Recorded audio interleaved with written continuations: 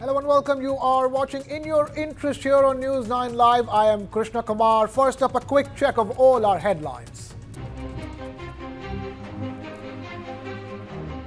India stock markets closed lower for the third straight session, weighed down by losses in banking and auto stocks. The NSE Nifty hits a 2-month low during the session. Sensex falls almost 500 points, or over 0.5% to close marginally above the 81,000 mark. Nifty slips over 200 points, or nearly 1%, ending below 24,800. The market capitalization of all listed companies on the BSE also took a hit, declining by over 6 lakh crore rupees. Hyundai Motors India's IPO, the largest in India's history, has been fully subscribed. Qualified institutional buyers, or QIBs, led the way, oversubscribing their allotted portion by a massive 7 times. However, the retail and non-institutional investor segments lagged behind, remaining undersubscribed.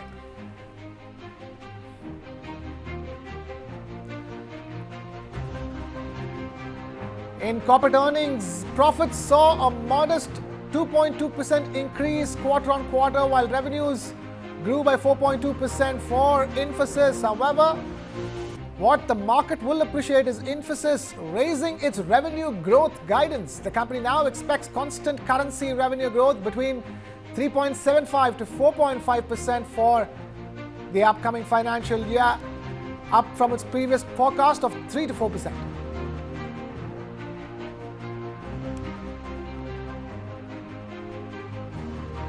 Of the 8 billion vaccine doses manufactured and distributed across the world in the last 1 year, half of them were manufactured in India, says Union Health Secretary Punya Salila Srivastava. She says this while addressing the annual India Leadership Summit 2024 organized by the US-India Strategic Partnership Forum.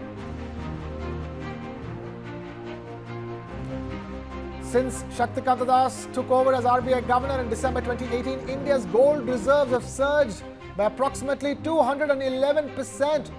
As of the 4th of October, gold reserves stood at around $65.8 billion, up from roughly $21 billion in December 2018. India's foreign exchange reserves, which include foreign currency assets, gold, special drawing rights, and the reserve position in the IMF, have seen a significant boost during this period. MasterCard is placing a significant bet on India's fintech boom by opening its largest global facility in Pune, underscoring the country's role in powering the company's global solutions. In a media interview, MasterCard's global CEO expresses optimism about India's opportunities, particularly in the fintech space. He highlights the country's strong startup ecosystem and the potential to further democratize credit access.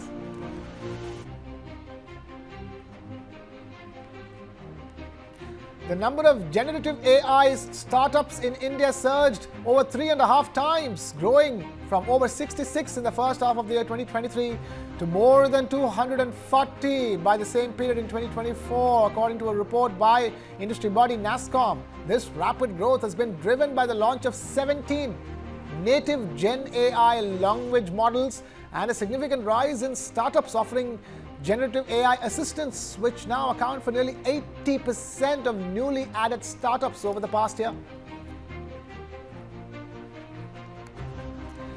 India's cumulative overall exports touch approximately $394 billion in the April to September period, reflecting a growth of nearly 5% compared to about $375 billion in the same time frame last year. The cumulative value of merchandise exports was around $213 billion in the first half of the current fiscal year, up from approximately $211 billion during the April-September 2023, which translates to a growth of 1%. In addition, services exports are projected to increase by about 10% during the April to September period of this year. In the second quarter of this financial year, two-wheelers experienced robust double-digit growth year-on-year, while three-wheelers record high single-digit growth.